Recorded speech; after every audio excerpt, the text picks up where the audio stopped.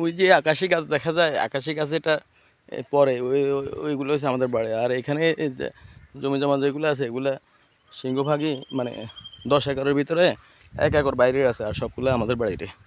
কথা বলছেন, এটা করিয়ে রাখি। আর এখান দিয়ে ওই গাছগুলোর পাশে আমার পুকুর আছে 3টে, এইগুলা করিয়ে রাখি। ওই হুন্ডা দেখা যায় যে হুন্ডার পিছনে স্কুল আছে, ওইখান দিয়ে আমাদের মসজিদ আছে, বাড়ির মূল দরজা ওইখান দিয়ে, ওইটারও ভিডিও করে পাঠাবো।